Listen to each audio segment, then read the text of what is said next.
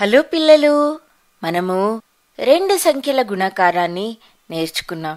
అయితే ఈ గుణకారాన్ని మన నిత్య జీవితంలో ఎప్పుడు ఉపయోగించాలో చూద్దామా మరి? ఇప్పుడు మనం ఒక ఉదాహరణ తీసుకుందాం. అమన్ అనే అబ్బాయి ప్రతి నెల 50 రూపాయలను దాచిపెట్టేవాడు. అయితే మొత్తము 12 నెలల్లో తను ఎంత డబ్బును దాచిపెట్టాడు?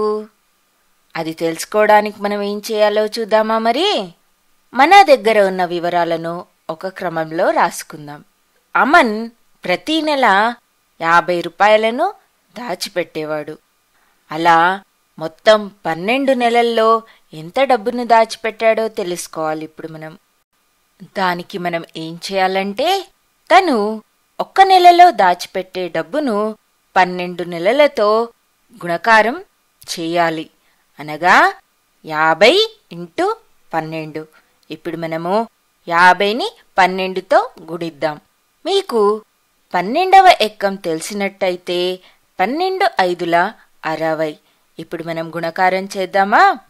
12ను 0తో గుణిస్తే ఎంతొస్తుంది? 0. అలానే 12ను 5తో గుణిస్తే 60. అనగా 50 × 12 మనకెంతొచ్చింది? 600.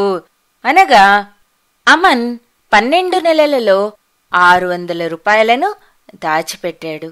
ఇప్పుడు మళ్ళీ ఒకసారి చూద్దామా మనం ఏం చేశామో?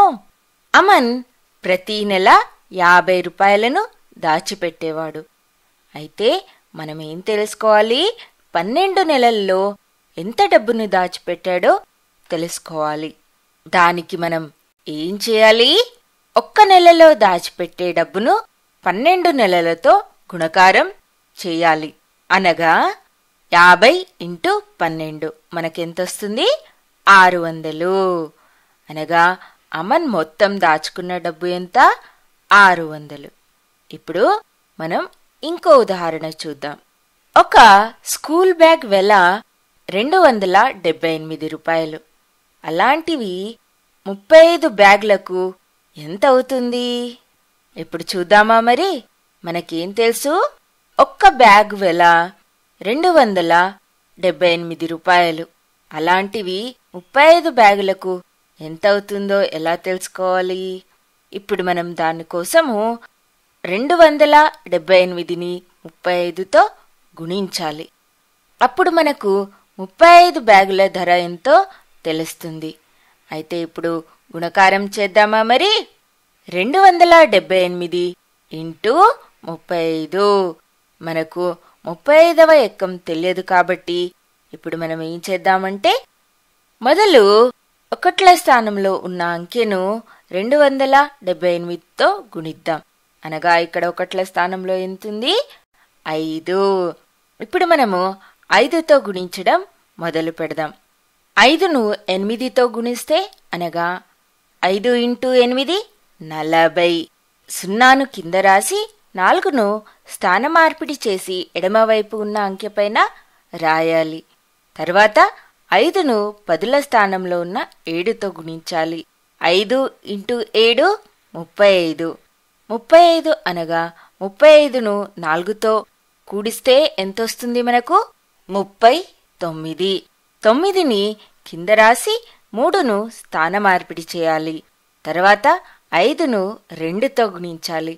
5 2ల 10. 10 + 3 13. ఇప్పుడు ఎడమవైపు ఏ అంకెలు లేవు కాబట్టి మనం 13ను అలానే రాసుకోవాలి. ఇప్పుడు మనము 3ను 278తో గుణించాలి.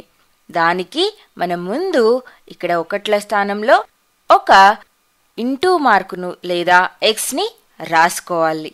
మొదలు 3ను 8తో గుణిద్దాం. 3 8ల ఎంత?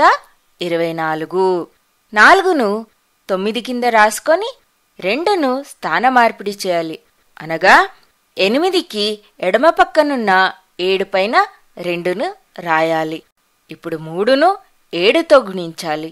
అప్పుడు మనకెంతొస్తుంది? 21. 21 + 2 ఎంత? 23. 3ను మనము ఇక్కడ 4కు ఎడమవైపు రాసుకొని 2ను స్థానమార్పిడి చేసి 7కు ఎడమవైపున్న అంకెపైన రాసుకోవాలి. తరువాత మనం ఇప్పుడు 3ను 2తో గుణించాలి. అప్పుడు ఎంత వస్తుంది? 3 2 6. 6 ప్లస్ స్థానమార్పిడి చేసిన అంకె ఉంది కదా, 6 ప్లస్ 2 ఎంత? 8. అయితే ఇప్పుడు మనం వీటి మొత్తం ఎంతో తెలుసుకోవడానికి ఏం చేయాలి? మనం వీటిని కూడించాలి. మొదలు ఒకట్ల స్థానము. ఒకట్ల స్థానంలో 0 మరియు x ఉంది. అప్పుడు మనకు 0నే వస్తుంది. తరువాత 9 ప్లస్ 4. 9 ప్లస్ 4 ఎంత? 13. 3ను కింద రాసి 1ని స్థానమార్పిడి చేసి పైన రాయాలి. అప్పుడు ఎంత అవుతుంది? 3 ప్లస్ 1 4. 4 ప్లస్ 3 7. తరువాత వేల స్థానము. వేల స్థానంలో 1 ప్లస్ 8 9. అనగా 278ని 35తో గుణించినప్పుడు మనకు 9730 వస్తుంది. అనగా 35 బ్యాగుల ధర ఎంత అవుతుంది? 9730 అవుతుంది. ఇప్పుడు మనం మళ్ళీ ఒకసారి చూద్దామా మనం ఏం చేశామో. మనకు ఒక స్కూల్ బ్యాగ్ వెల ఎంతో తెలుసు. ఒక స్కూల్ బ్యాగ్ వెల 278.